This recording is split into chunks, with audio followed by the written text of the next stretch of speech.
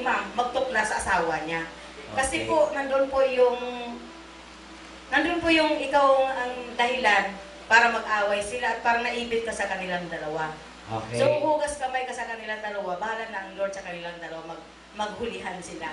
Basta Okay. hindi ikaw kasali sa kanilang problema. Okay. O, Sister Diwain, bago ka makatulog, sagutin mo. Sige. Sige. Tayo ka.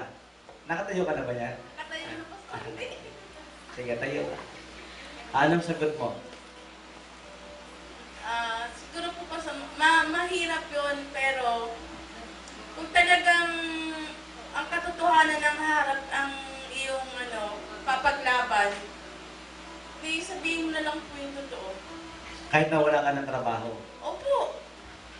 Kasi kung ikaw may tiwala sa Panginoon, alam mo namang i-provide niya yung iyong pangangailangan. Basta't nasa kasi pag nag-compromise. Okay, hindi maputol ko ha.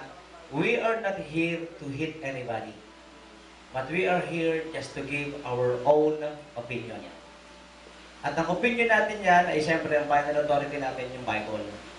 Amen. Ang bawat isa sa atin may kanya-kanya namang decision yan eh. In the end, ang sa bawat decision natin, wala namang ibang magkatagumpal, wala namang ibang mag-suffer kundi tayo rin. Tama po ba? Okay, sige, tuloy mo. Kasi mahirap din pong makipag-compromise. Oo. Kasi Bakit? Bakit? Ano ba ang produkto ng, what will be the result of compromising? Kaya nga sinabing Kristiyano, kaya alam mo yung katotohanan, bakit babaliin? Aha. Yung ibig ko sabihin, di pag sinabi ng boss na sabihin mo na sa meeting ako, ang sasabihin ko po, pinapasabi po ni Sir na sa meeting siya, pero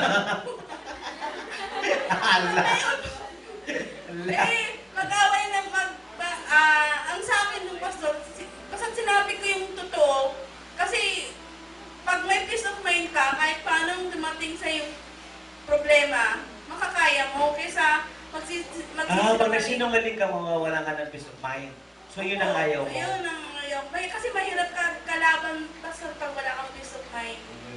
Okay, sige. Yun sa akin. Bigyan mo kay Sister Joby. May sasabihin si Sister Joby. Sige, Sister Joby, ano ang masasabi mo? In your own opinion. Sige.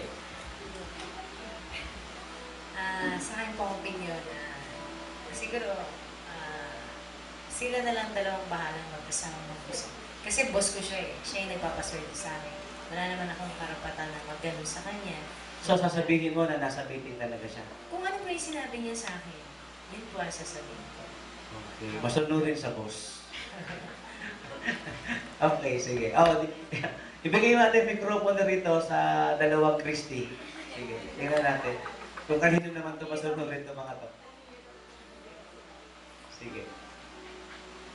Sa akin naman po, kasi nga, tinuturuan ka niya magsinungaling na mali.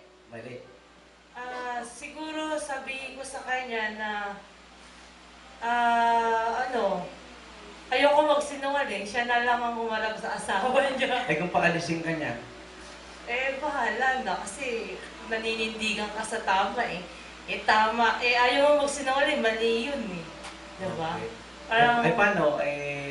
Kung wala kang trabaho, nangangailangan ka ng pera. siguro, kung gano'n na, kakausapin ko na lang yung nagtuturo sa akin na magsinungaling na huwag niya nang gawin yung mga bagay na mali. Baguhin niya na yung buhay niya, itama niya na, para sa gano'n, hindi siya nadadamay ng ibang tao. Ayun, para kausapin mo na lang malaman. yung boss mo, sharean mo na lang. Yun. Yun ang tama. Sabihin na lang sa kanya na tigilan niya na yung kasalanan. At magbago na. Kasi sa paggawa niya ng kasalanan, dinadamay niya pa ako. Ayun. Hindi ko naman po pwedeng pumunta doon kasi ayoko doon sa kasalanan. Parang paninindigan ko na tamang Kristiyano, totoong Kristiyano yung Uy, pagkatao. sandali lang ha. Kahit magkakaiba kayo ng opinion, magkakapulit kayo ha. Kaya mamayang gabi, magtabi-tabi kayo. At usapan nyo ng malalim yan. Sige, Sister Christy DG. Ako naman po, agree sa sinabi ni Sister Joby. Oo. Kasi siya, Mag-iba kay Christy. Sige, magkaibigan ba talaga kayo? siya yung boss nga naman na nagpapasahod sa'yo. At saka kumbaga, hindi na lang ang tawad sa Lord.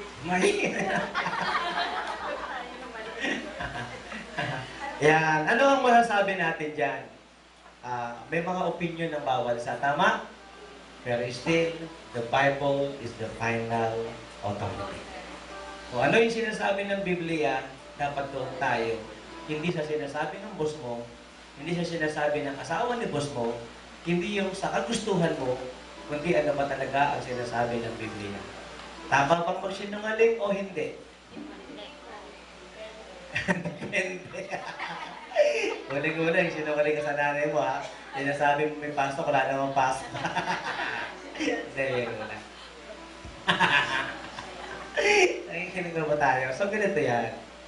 So, ang banal na kasulatan is the final authority. Siguro, kung ako magpapayo sa nakatrabaho ngayon, mag-resign ka na lang yan. Umanap ka ng ibang trabaho. Kasi, nagkikipag-compromise ka eh. Yung pagka-Kristiyano mo, ay binibend mo eh. Diba? So, ito yung boss mo, ito yung Diyos. Mas nasusunod mo yung boss mo, hindi yung Diyos. So, mas maganda, humanap ka ng ibang trabaho. Diba? Na hindi ka magsisinungaling. Tama po ba? Kaya nga, ang pagpili rin ng trabaho, nakabase rin yan sa mga Kristiyano mo.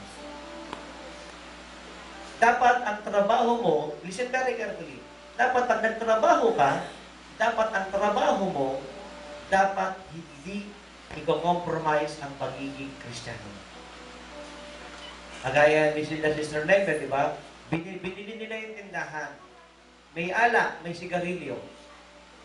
So dahil Kristiyano siya, inalis niya ang alak, inalis niya ang sigarilyo kahit palakas ito.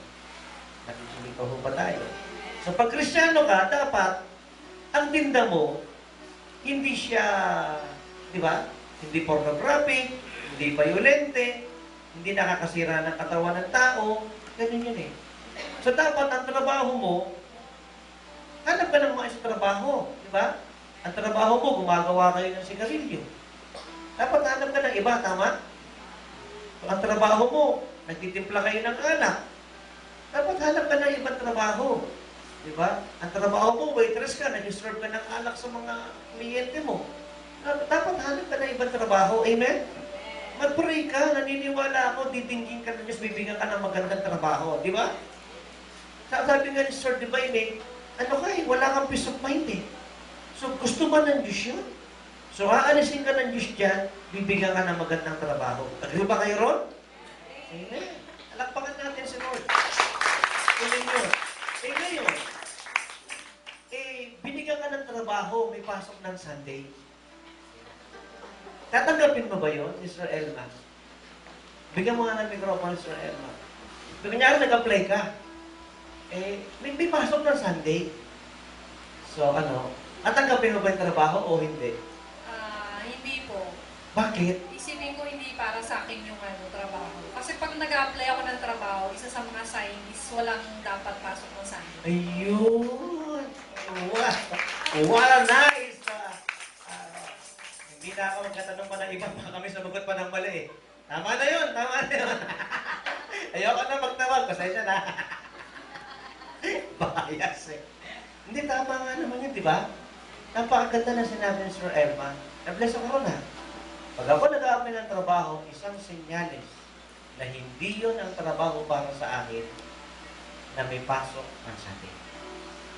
Kung ang talagang trabaho ay galing sa Diyos, walang pasok ng Sunday. Oo nga naman, di ba? Bakit nga naman bibigyan ka ng Diyos ang trabaho na yung Sunday, hindi ka na nakakasamba? Tama naman. Very good. Pwede ka magpastora. Tanong. Sige, tanong. Ayun. Paano daw pag sariling business? Oy! Okay pag sarili, atente. Ang dami umani na aso, no? Pag sariling nagustuhan yung topic natin. Ito. Pag sarili mong business, lalong may karapatan ka na isarado ang business mo o mag-half day ka na lang. Pero you know, very tempting talaga. Lalo na kung malaki ang offer sa'yo sa Sunday. At malaki ang sahod mo pag Sunday, double pay. Very tempting talaga. Kapag ang kinikita mo kada Sunday, kung kinlose mo siya ng half day, eh, kadalasan ng Sunday, malakas siya. Lalo na, walang klase yan. Di ba? Ang mga estudyante, walang paso. Kunyari, magkatago ka. Alam mo, sino ka na sino? Taho! Taho! Yung mga estudyante, walang biro ito. Ang mga estudyante nasa school. Saturday and Sunday, nandiyan sila. Taho! Labasan yung mga estudyante. Subukan mo yung mga barbershop, di ba? Yung mga parlor. Ang lalakas na Saturday and Sunday. Subukan mong Monday, parang Friday, hindi gaano yan. Pero Saturday and Sunday, ang lalakas talaga niya. So, ang para kay Sister Elma, palatandaan na hindi kanya ang trabaho yun kasi ipasok ng Sunday. Pero hindi, sige, bigyan ko rin ng chance yung iba pa. Sino ang gusto magpaliwanag dyan? Oh, meron pa ba? Gusto? Wala na? Hindi ko naman pwedeng tawagin yung aso. Hindi naman nagkatrabaho. Meron pa pang meron pang gustong magsalita. Kunyari, Sunday, no? Diba, malakas yun eh. Diba? Pero simple lang yan. Listen very carefully. Siguro dito na ako magwawakas. Marami pa tayong mga magandang topic. Tomorrow, alas 6, alas 7, mag-quiet time kayo. 7 to 8, mag-almusal tayo. Amen?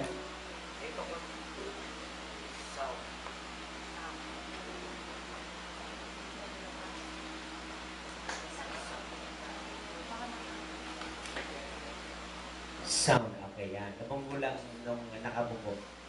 Naintindihan ninyo? Bago kayo matulog mamaya, kayo ay, magkakakain muna tayo mamaya eh.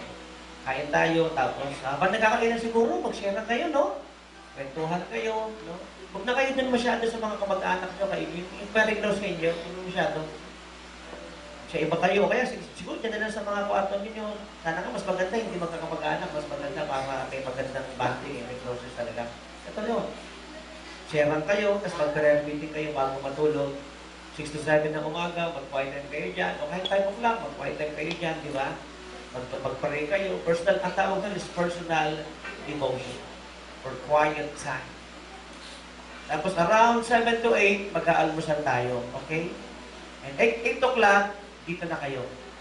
Amen po ba? 8 o'clock, 8 to 10, may service tayo. Diba? Tapos 10 to pababa. 8 to 10, siguro magkaroon tayo ng konting merienda, 30 minutes, di ba? Kahit na lang yung kumain. Tapos may service tayo ulit. Ng 10:30 to 12:30. Pwede na 12:30, di ba? Tapos 12:30 to 1:30, tanghalian. Tapos 1:30, may dati turo ulit tayo. Tapos meron tayong games. Tapos may turo tayong konti, tuloy-tuloy na tayo sa campfire natin, bonfire natin. Iba kayo ron? Tapos Saturday, gising tayo para naman sa munting service natin. Tapos water baptism tayo para sa mga gustong babaptize. Nakamo ba natin? Ganyan. Okay ba kayo ron? Naunawaan po ba natin? Okay? So ngayon, dito na siguro ako magwakas before my close.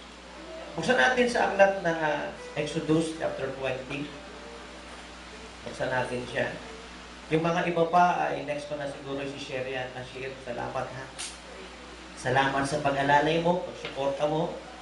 At salamat sa lahat, Sir Elmo, sa inyong lahat. Kalabitin mo katabi mo, salamat sa pag-alalay, sa pag-suporta.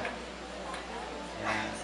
Marahil, hindi kayo mabanggit isa-isa, pero taos sa aking puso ay ako'y tuwang-tuwa sa inyong pag-alalay, sa inyong pag-suporta. Palakpakan nga natin ang Lord sa inyong mga buhay.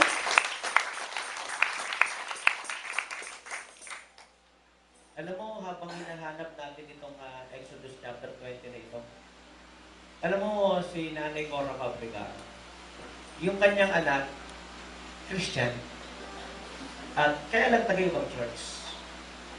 Since sa taga-ibang church yung kanyang anak, gustong magpakasal doon sa pastor niya. Pero nanindigan si Nanay Cora.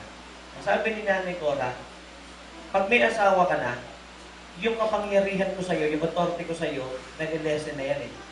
Tama po ba? Kasi nagkasubmit ka na sa asawa mo.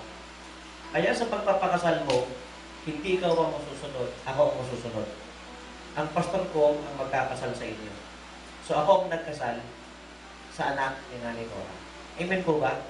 Yan ang mga magagandang paninindigan. Palakpakan natin ang Panginoon ito mo. At merong isang babae taga Bicol na siya ay magpapakasal sa kanyang kasintahan. And sad to say, unbeliever yung kasintahan niya. Ngayon, magpapakasal siya sa kanyang kasintahan na unbeliever, yun na nga, Manila eh. Nagtakda ang kanyang kasintahan ng isang date na hindi inayunan ng nanay ng sister na ito. Kinausap ko siya, ito sabi ko sa kanya, ano mo, mas magandang sundin mo na yung nanay mo kaysa sa asawa mo. Amen po ba? Kasi pag nag-asawa ka na, yung authority ng nanay mo, nanilesen na eh. Pinag-submit ka na sa asawa mong lalaki. At pinakinggan naman. Alam mo, makalipas na ang konting panahon, yung nanay niya namatay na. Isipin mo, at least sa pagbigyan niya. Amen po ba? Pagbigyan niya. Kaya nakikiusap ako sa mga anak. Kung ang binibili naman at ang hinihiling naman ng ating mga magulang, hindi mo naman ikakasama. Hindi ka naman magkakasakit. Hindi ka naman mapapariwara. Hindi ka naman mahihirapan. Gano'n man lang yung konti mong gusto, i-bend mo na muna yan eh. Amen po ba? Sundin mo na lang yung nanay mo. Ganun lang naman ang buhay eh. Tataro-taro time will come, mag-aaroon ka ng asawa, anak, di ba? Minsan yung authority ng mga mahal mo sa buhay, medyo nalilesen na yan eh. Ganun yun eh. So, pagbigyan mo na. Itaw pa ba dito? Amen? Napaka natin ang Panginoon Diyos sa buhay. Pero minsan, maganda rin nasusunod ang mga anak. Totoo po. Yung mga anak na ang kanilang mga mahal sa buhay ay hindi born again. Pinapadalo nila sa camp, dinadala nila sa gawain ng Panginoon, na pinipwersa nila yung mga magulang nila. Kasi sinasabi nila sa mga magulang nila, dumalo tayo, mag-church tayo, magbasa tayo ng Bible, mag-pray tayo. Dadalo ako sa camp. May tao pa po ba rito? Amen po ba? So, hindi lahat ng gusto ng mga magulang ay sinusunod natin. Kahit mga anak ang nagsasalita at tama naman ito, tapos sundin din ng mga magulang. Amen po ba? Amen, palakpakan natin ang Panginoon. Kasi meron tayong mga kasama eh. Nanindigan para makatalong. Kung ang mga magulang nila ang tatalungin mo, ayun ang mga magulang na sila ay dumalo. At hindi rin dadalo ang kanilang mga magulang. Kaya naninindigan sila. Dadalo ako. Amen po ba? Amen. Palakpakan natin ang Panginoon. Hallelujah. So, ibig sabihin sa buhay na ito, mga minamahal, ano yan eh? Depende yan sa lalim mo sa Word of God eh. Amen po ba? Amen. So, dito na po ang magwawakas para kayo ay makapagpahinga. Pero kakain muna kayo at tapos kumain ay magsisharean, habang nagkakainin ay magsisharean kayo. Amen po ba? Magpi-prayer meeting kayo. Amen po ba? Amen. Makikita natin sa Exodus chapter 20 yung tinatawag na 10 Commandments. Amen. Pakisabi 10 Commandments. 10 Commandments. Yan. At tingnan natin sa aklat ng Exodus 20 verse 8. Exodus 20 verse 8 and the following verses. Remember the Sabbath day by keeping it holy. 6 days you shall labor and do all your work. But the seventh day is a Sabbath to the Lord your God. On it you shall not do any work, neither you nor your son or daughter, nor your manservant or maidservant, nor your animals, nor the alien within your gates. For in 6 days the Lord made the heavens and the earth, the sea and all that is in them. But He rested on the seventh day. Therefore the Lord blessed the Sabbath day and made it holy. Literally talaga, sa katotohanan, ng Old Testament, ang Sabbath day ay Sabado. Pero sa New Testament, sa mga Kristiyano, ang Sabbath day natin is Sunday. O kung ayaw man natin ng Sunday, no, para sa iba na ayaw ng Sunday, dapat talaga meron tayong tinatawag na Sabbath day. Pakisabi, Sabbath day. Sa 7 araw na iyan, dapat meron kang araw ng pamamahinga.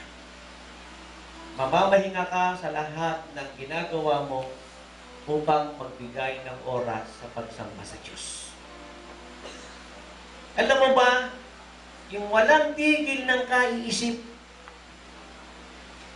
yan mga nagkakasakit yan. Tama? Yung walang tigil ng pag-aalala, yung walang tigil ng pagkatrabaho at paghahanap buhay, di ba? Yan yung mga nagkakasakit. Yung walang tigil na pagpupunyagi para yung mga pangarap na sa buhay ito yung magkaroon ng katuparan. Yan yung mga madaling nawawala sa mundong ibabaw na ito. Gusto kong sabihin sa inyo, napakahalaga ng pahinga. Ayaw na ayaw ng marami yung pahinga.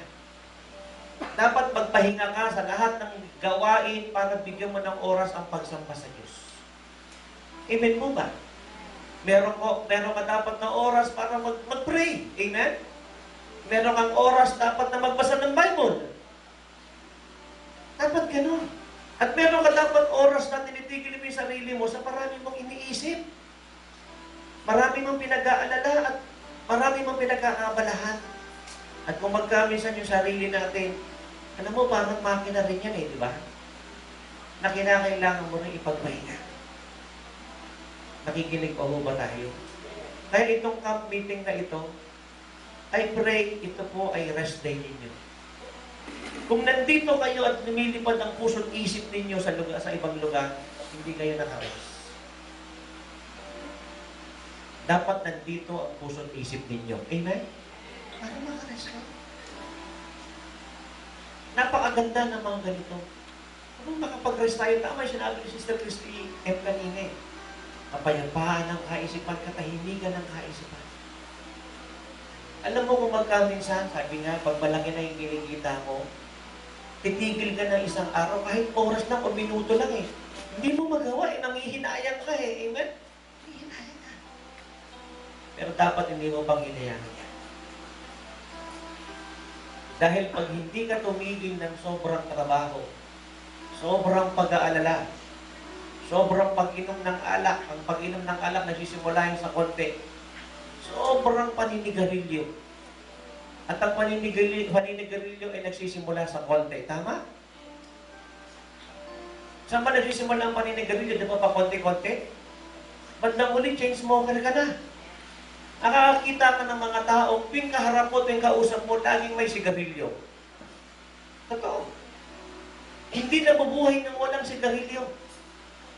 Kaya kailangan tumigil sa pagbibisyo at sa paggawa ng kasalanan. Amen po ba? May tao pa ho ba rito? Kailangan ng pahinga. Totally, bitawan na ang mga bisyo at kasalanan. At totally, pati yung mga pag-aalala, bitawan na yan. Pag-iisip, bitawan na yan. No? At bigyan din ang sarili ng panahon para makapagpahinga, para makapag-rest. Ilang oras ang kinakailangan tulog ng tao sa isang araw? At ang sabi ng doktor na aking narinig, sinasabi nila pag nagkakaedad ka na, 4 na oras, 5 oras, 3 oras, 2 oras, tama na. Ang sabi niya, mali. Matanda ka man o bata ka, nangangailangan ka ng 8 oras na pagtulog. E tanong ko sa iyo, 8 oras pa ba ang pagtulog mo?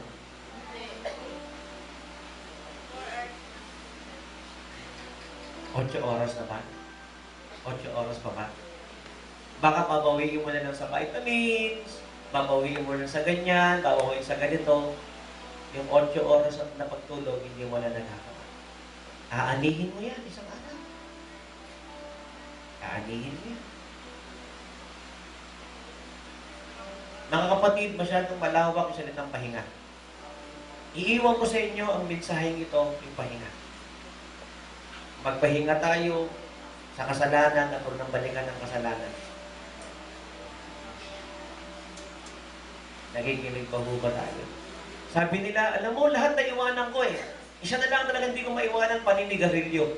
Eh, naiwanan mo na pala yung lahat eh. Yung pati isa, hindi mo pa maiwan. Isa na nga lang yan eh. Di ba?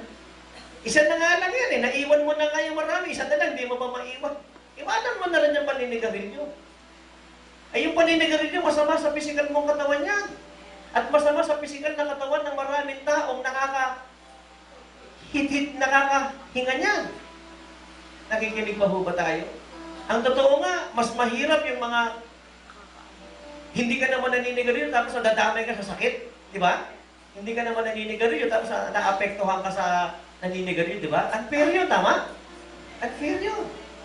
Eh siguro, mawalang galang na sa mga payo ko sa mga naninigarilyo para mas lalong malakas at very effective. Talagang doon ka sa kwarto, na maliit lang talaga habang naninigarilyo ka, yung binubuga mong usok, bumabalik ulit sa'yo. Hindi mo naman nasayang. Wala ka pang maapektuhan. Talaga, lahat ng tartar, kuha mo talaga. Yes. Di po ba? Tama po ba? Ako mali? Kaya, ang pagpapahinga ay sa bisyo at sa kasalanan, ipahinga na ang sarili ng totohanan. At may mga bagay sa buhay natin na kailangan mo ng pahinga. Masyado nag-aalala. Natapos na yung Marso, isipin mo yung Hunyo na naman, nag-aalala ka na naman sa tuition pay ng anak mo. Hindi ka nabubuhay ng masaya, hindi ka nabubuhay ng maligaya. Nakikinig po ba tayo? Hindi mo priority ang magpaaral ng anak. Hindi mo priority yung estudyante ang mag-aral. Ang priority mo ay maglingkod sa Diyos. That is your priority. Sa langit ba may engineer? Sa langit ba may architect? Wala. In heaven, there is no beer. That's why we don't drink beer. Because we will not be accepted in heaven pag tayo ay umiinom ng beer. Naunawaan po ba natin? Sa masasabi ko sa inyo, napakaganda ng ganitong pahinga tayo sa maraming bagay. Huwag kayong mag-alala, pag uwi nyo ng Maynila, intact ang lahat ng iniwan ninyo. Huwag kayong mag-alala, pag uwi nyo ng Maynila o saan man kayo uuwi, ang pagpapala ng Diyos sa inyo ay aapaw. Sapagkat kayo ay nagpahinga. Yung oras na pinagpahinga ninyo ay binigay nyo naman sa Diyos. Amen? Binigay nyo naman sa Diyos.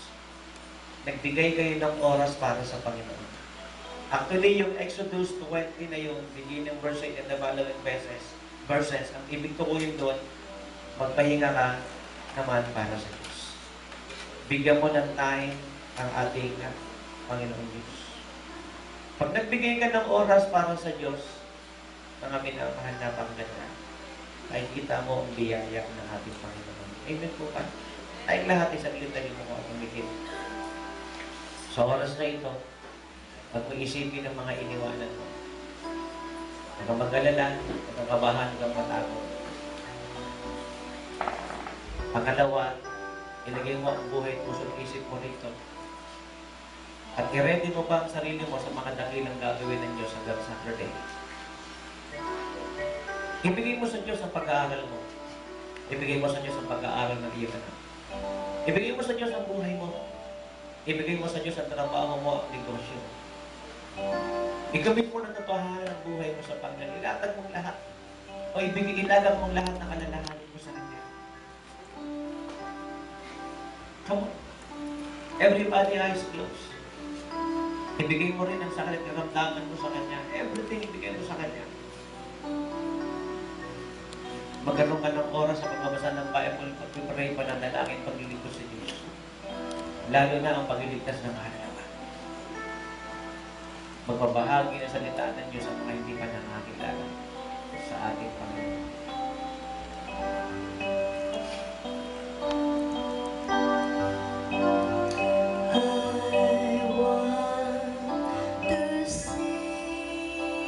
Yes, until I am lost in your love.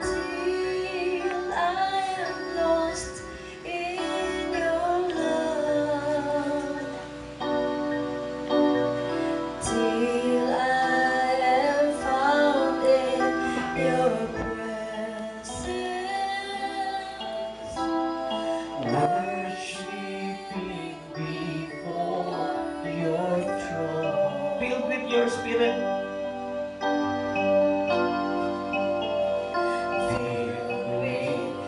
Wala hong titila. Manatiling na kayo at nakapikit. Wala rin kailangan. Wala rin matutulog.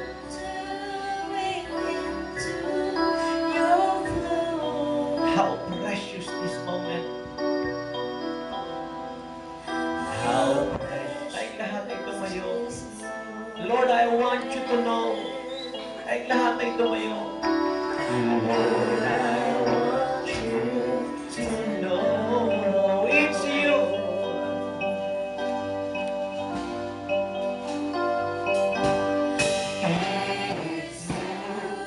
You have won my heart. You have won my heart. Taken me to your loving arms.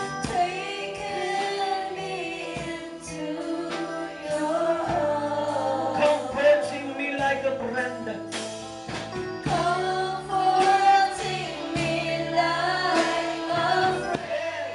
Even more than a friend, like a friend.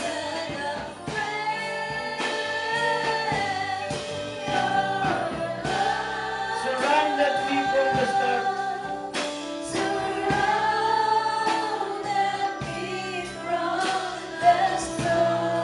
I'll never want to be apart.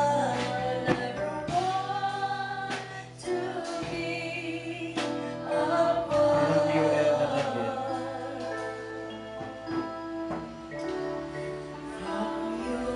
Manatiling na kayo at nakapikit. Hindi ako maaaring magkamali dito. Marami sa inyo punong-puno ng takot, kapapag-alala.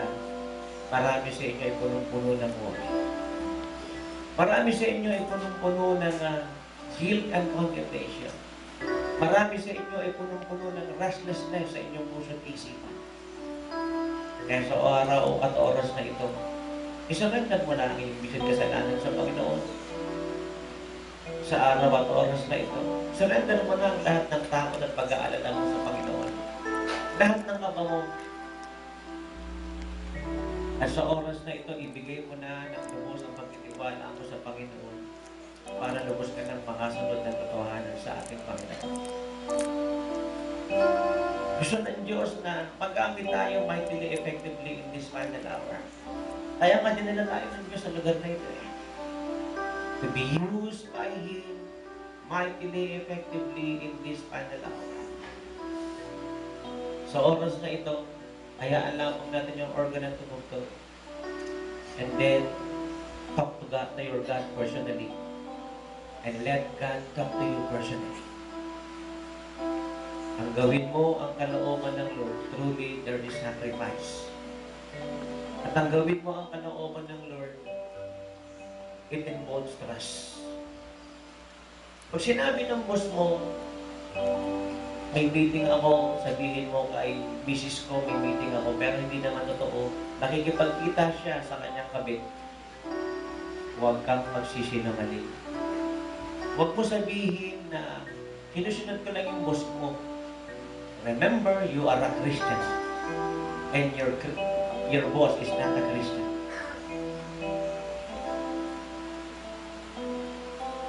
Alam mo kung bakit marami hindi makahilis, hindi magamit ni Lord mightily effectively in this final hour. Hindi makapaglingkod, hindi makapag-full time, hindi maging Kristiyano. Hindi nga kasi mabitawan ng bisyo at kasalanan eh. Yun yung nag-hold sa atin eh. Gustong tumakbo ng mabilis pero nahanaan. Kaya sa araw at oras na ito, isusuko natin ang katotohanan ng ating buhay sa Panginoon. At kung handa ka ng totohanan, magsuko ng buhay sa Diyos, manatili kang nakayukot nakapikit, taas ang dalawang kamay patungo sa langit. At hindi nais ng Diyos na tayo ay maging lukewarm. Hindi natin pwedeng sabihin, Lord, ayoko magtaas ng kamay kasi baka hindi ko magawa. Mali. Magtaas ka ng kamay at gawin mo ng iyong hendakin ang tama. Hindi nagbigay ang Diyos sa atin ng panuntunan para huwag mong sundin. Kaya siya nagbigay ng panuntunan para ating masunod. At kapag sinunod natin ang perfectong kalooban ng ating Panginoon, Wala nang guilt, wala nang condemnation. No restlessness, no fear, no worry. Only peace. Peace from God. Kapayapaan ng buhay ng puso at ng kaisipan. Sa oras na ito, hayaan natin lahat ng tatikala ay maalis at magkaroon tayo ng kalayaan sa araw at oras na ito. Hindi tayo aalis sa lugar na ito hanggang Saturday na hindi tayo fully released at hindi tayo fully revived. Alam mo, kung dadalo ka sa ganitong gawain, wala namang mangyayari sa'yo paglabas mo sa lugar na ito. Useless, vanity, and meaningless. Ngunit kung maglabas mo sa lugar na ito, may dakilang bagay na magaganap sa iyo. At ang gusto kong sabihin sa iyo, you will change the world for Christ. Babaguhin mo ang mga classmates mo, babaguhin mo ang mga kapitbahay mo, ang kaibigan mo, babaguhin mo sila. Babalikan mo sila at makikita nila ang iyong pagbabago at magiging dahilan din ng kanilang pagbabago at ng kanilang kaligtasan. Aminin natin ang dakilang katotohanan. Kaya ka walang nadadala sa gawain ni Kristo Jesus. Sapagkat ikaw ay malamig or manahininga. And it's time for you to be revived this day. Manatilig na kayo mo at nakapigit. Taas ang dalawang kamay patungan ng langit. Hallelujah!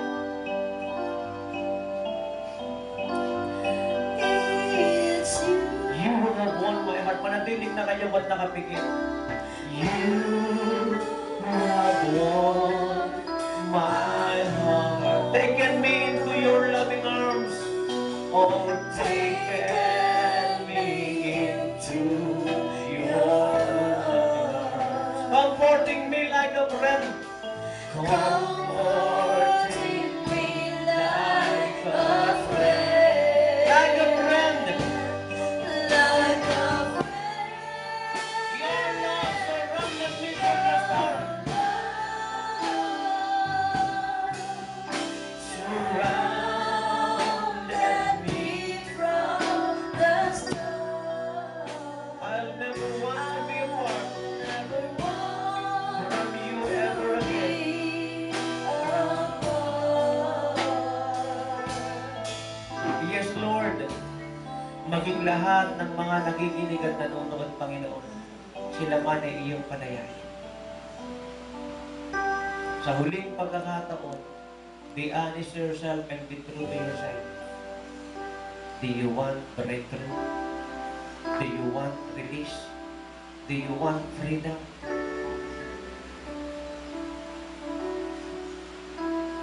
Kung ito ang dalangin ng iyong puso, manatiling nakataas ang dalawang kamay patungo ng langit. At kung meron ka pang mas malambot na puso, iniimbitahan kita humakpangarito patungo ng harapan. Come on. Walang bitilan, manatiling na kayo kung nakapikit. Una ho natin tingnan yung mga lumalapit pa, yung mga kaliwat ka ng likod at nakapanggot na. Sige, stop forward. Sa iyong paglapit sa harapan, you will be released from fear, from worry, from doubt, from unbelief. Mag-aarong ka ng rest. You will be released from guilt and condemnation. Mag-aarong ka ng Sabbath rest sa iyong buhay. Sabbath rest means, I know I am in the perfect will of God. No doubt, no fear, no unbelief, anything. God will be my healer, my supporter, my provider, everything. What man can do unto me, God is my helper. Come on, be released this day. Sayang ang 3 days camp na ito nang walang pagbabagong naganap sa buhay natin. I did pray a lot. Sabi ko, Lord, hindi po ako maghahangad ng maraming dadalo. Mas maganda yun. Pero mas hahangarin ko ang lahat ng dadalo ay makalaya. Ang lahat ng dadalo, pagkatapos ng camp na ito, they will evangelize the Philippine Islands and the nations of the world. Sabi nga na isang lingkod ng Diyos, meron akong 100 tao. 10% committed sa Panginoon. Anong klase yun? Bigyan mo lang ako ng 10 tao. 100% committed to God. And we will change the world for Jesus. Naghihintay po ang Panginoon sa harapan. Meron ka bang gusto pumunta sa harapan? Be true to yourself. Be honest to yourself. Meron ka bang gustong lumapit sa harapan? Napakabait ng ating Panginoon. Saglit kang nilayo sa maraming bagay din na sa kamp na ito para isubok mo ng lahat ng bisyot kasalanan mo sa Kanya. Lahat ng alalahanin mo sa buhay ko, wala ng kapayapaan, takot at gabay, everything. Napakasarap mabuhay ng masaya at maligaya. Napakasarap mabuhay na nasa gitna ng kalooban ng Diyos. Walang pag-aalaw, walang takot, walang pag-aalinlangan. Anything, napakasarap mo. The best thing in life is free. Malaya dahil pinalaya ng ating Panginoon Jesucristo. Your love surrounded me from the start. I will never want to be apart from you ever again. From you ever again. I want to sing. I want to sing. And I want to sing.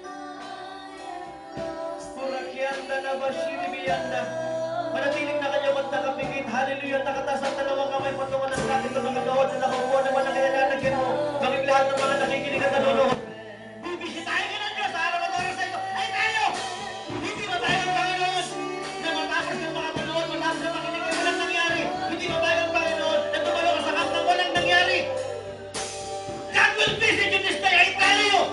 Pinangako ng Panginoon yan. Pinaramis ng Lord yan. Pinaramis ay mo ng paulit-ulit doon sa main church. Mas matindi ang gagawin ng Panginoon kaysa ng nakalipas na camp. Hallelujah! Dahil mas matindi ang promotion ng darating. Mas maraming pasok ng kaluluwa. Mas gagamitin tayo ng Lord's mighty name effectively in this final hour. Higit siya nakaraan, higit siya nakalipas. Higit ang dakilan. Bagay ang gagawin ng ating Panginoon. It's you! Kung meron pa gusto tumakbo lumapit ng harapan, gawin na mabilis! Maging lahat ng mga nakikinig at nanonood, come closer to God! Much closer to God, much closer to Jesus!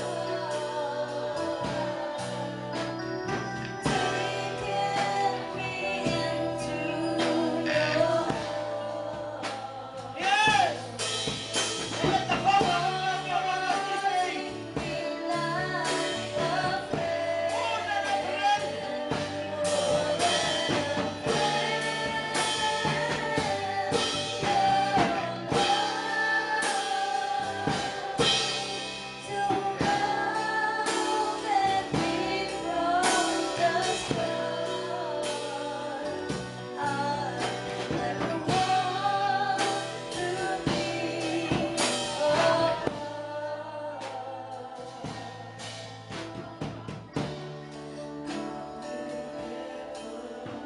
Pag nasa gitna ka ng kalooban ng Panginoon at alam mo ang ginagawa mo at pinapatupad mo ay ang kalooban ng Panginoon, huwag kang matakot kahit na galing ng tao.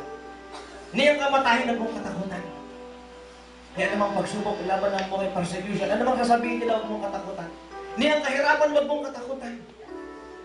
Marami hindi makapaglingkod sa Diyos because of fear.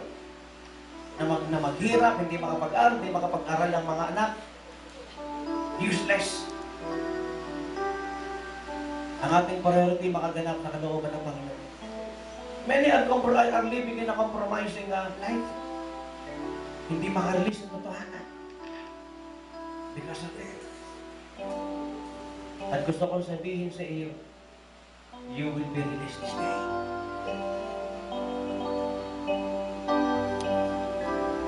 Sapagat kayo ay mga babae ng Panginoon, mga lalaki ng Panginoon. Napapayamanin pa sa saganain ng Diyos in this final hour. At gagamitin niyang mightily effectively in this final hour. And those who humble themselves will be exalted. Mapalad ng mga nagpapamamatay sapagat sila'y tinataas ang Panginoon. Nagkaawa-awa ang nagkatakip ng kanyang kasalanan. At di makapaglingkod ng malalim sa Panginoon. Nanatili tayong nakayong magkakapigit. Walang titingang kaliwat ka ng likod at harapan. Wala kang titingang. Father God, pinagkakatiwala ko po sa iyo ang bawat isa. Maging lahat ng mga nakikinig at nanonood. Maging siya nang nasa kanilang mga upuan. Ano man ang kadahilanan niya at siya lumapit sa harapan, siya na po ang bidahilan naman. Kalagin siya lahat ng punong-puno ng pagpapakumbaba na lumapit sa harapan. Father God, release unto them your deliverance. Give them breakthrough, give them rest, give them peace. And as you use their life in this final hour, use them more for God's glory alone. Father, let it go in the mighty name, the name of Jesus, the Son of the living God.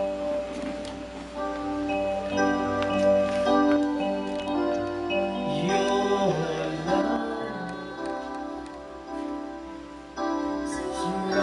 surrounded me from the yes, Father God, in the mighty name of Jesus. Ito ang gusto ko sabihin sa iyo. Hindi ka na maguluhin. Hindi ka na pupultihin pa ng iyong mga alaala at ng iyong mga nakaraan at nakalipas. Sinasabi ko, pinapahayag ko sa iyo. You are a woman of God and you are a great woman of God. Malaya ka na ngayon. Hindi ang balit na tao ng nakaraan nakalipas. Murado ng lahat. You will be released this day. Bigyan mo nga siya ng promise. Nanatili tayo na kaya ba't nakapigil? Sige.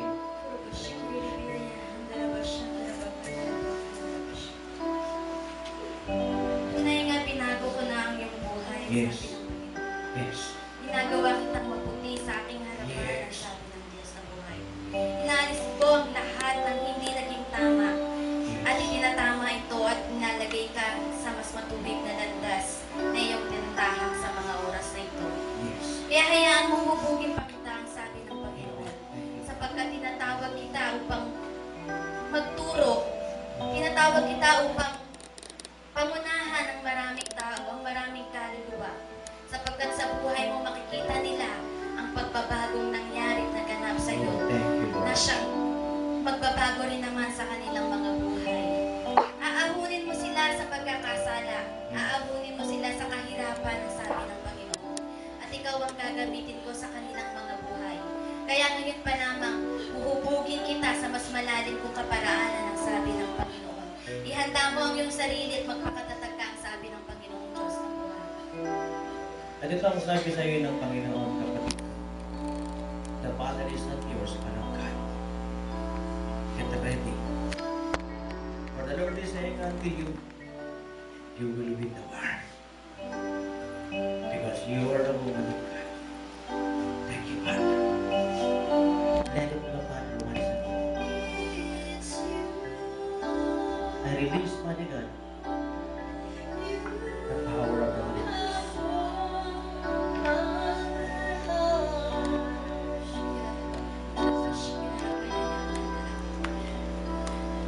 Ito ang sinasabi sa iyo, Ate Christy. Ate Christy M. Matagal na kitang tinawag, ang sabi ng Panginoon. Hayaan mo ang pagtawag ko sa iyo ay magtuloy-tuloy, ang sabi ng Panginoon. Sapagkat kung hindi ka tutugon, marami ang tutugon. Kapag tumugon ka, sabi sabi ng Panginoong Diyos na buhay, ibubuhos ko sa iyo ang lahat ng pagpapala. Ibubuhos ko sa iyo ang aking kapangyarihan, ang sabi ng Panginoon. Ibukas mo ng mas maigi. Ibukas mo ng mas malaki, ang sabi ng Panginoon, ang iyong buhay. Na patuloy kitang gagamitin. Patuloy kitang itataas, ang sabi ng Panginoong Diyos na buhay. Lakaran mo ang iyong tawag, ang sabi ng Panginoon. At dito ka magtatagumpay, ang sabi ng ating Panginoong Diyos na buhay. Yes, Father God. Nalaaral nga niya po ito. At pagbubukas na po siya, Ama, na mas malalim pa sa iyo. Kung noon siya ay lumakad at tagbukas, pinagtagumpay ko siya. Ano pa ang dahilan para hindi ko siya lalong magbukas? At tumakas sa iyong kalooban dahil ang kasunod ito ay katagumpayan ko. And I pray as I lay my hands upon her, cause her to be sensitive to the leading of the Holy Spirit. Let her hear your voice more than everyone. At ma-discern niya ano ang tinig ng Holy Spirit at ano ang hindi. And Father, I pray, give her obedient heart. Kung paano binigyan mo siya ng obedient heart, God, bigyan mo ba siya ng mas obedient heart? Kaya mo ang lahat ng iyan, ang sabi ng Panginoon. Kaya mong pagtagumpayan. Kaya mong labanan sa iyong puso't kaisipan. Kaya mo rin mag-isa, wala kang kampi, walang kasama, walang katawa, ang sabi ng Panginoon. Sapagkat kasama mo ako, ang sabi ng Diyos. Hindi kita iniwan, hindi pinakayaan ka. And the Lord is saying unto you, the battle is not yours, but of me. Kasi nasabi sa iyo ng Panginoon, tagumpay ka. Ako rin pituloy ang iyong katagumpay. So Father, I pray for the victory of God in the mighty name of Jesus Christ. That's how we believe it. For the strength of God in the mighty name of Jesus Christ. And I let loose my hands, the peace of God.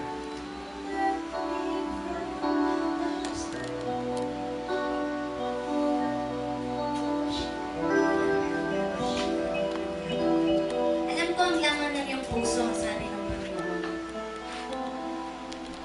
Alam ko ang lalim ng lahat ng nangyaring naganap sa iyong buhay. Inaalis ko ang lahat ng ito. Ang lahat ng hindi maganda, ang lahat ng hindi naging maayos, ay binawasan ko, ang sabi ng Panginoon. Oh, thank you, God. Ngayon ay magbigay ka ng mas matinding buhay sa akin, ang sabi ng Panginoon Diyos na buhay. Gagamitin kita, ang sabi ng Panginoon. Gagamitin kita sapagkat nakita ko ang puso mo, ang sabi ng ating Panginoong Diyos na buhay. Ibinukas mo ito sa lingkod ko, ang sabi ng Panginoon, at patuloy mo pang ibinubukas. Yes. Kaya naman ang puso mong mapagbigay ay patuloy kong payayamanin, ang sabi ng Panginoon. Hahawak ka ng mas malaki pang salapi, ang sabi ng Panginoon. At sa paghawak mo ng mas malaking salapi niyan, alam mo saan mo ilalagak, saan mo ipagkakatiwala, at kung kanino ka lalapit, ang sabi ng Panginoon. Gagawin kitang mas mayaman, ang sabi ng Panginoon. Hindi ka maghihirap, ang sabi ng ating Panginoon.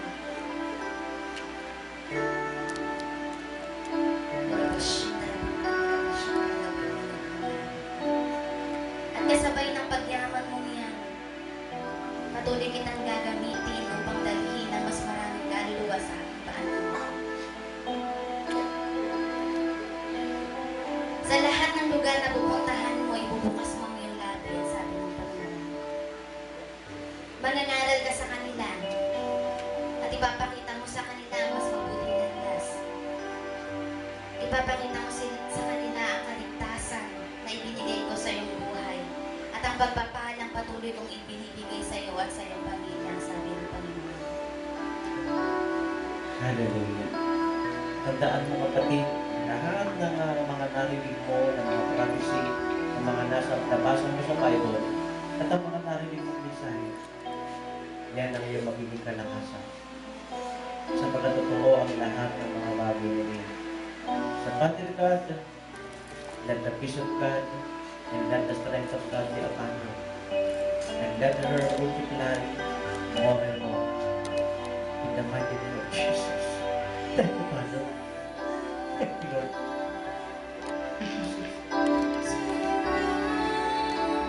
Kailan pa po mo ng God be upon you? Kagaya mga naglakuhat na mga nabagit ko sa iba, the Father is not yours, but of God. You have won the war, and you will continue with the war. Thank you, Father God. Thank you, Lord, for the strength. Hallelujah. Hallelujah.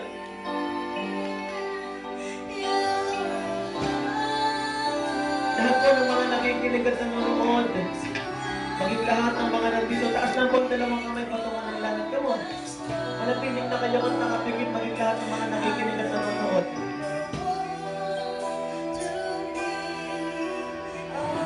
Hallelujah. From you ever again. Hallelujah. Sige po, manatiling na kayo at nakapigit. Huwag mo kayo matulog.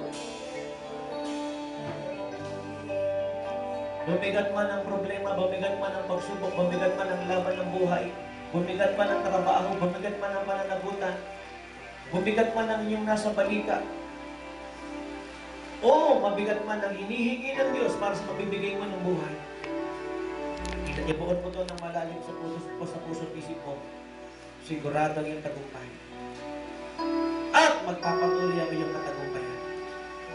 So, Father, habang siya nakataas ng kanyang dalawang kamay patungo ng langit na ano siya nakikinig at nanonood, manatiling na kayo kung nakapigit mo lang didilat, ha? Father, let it flow!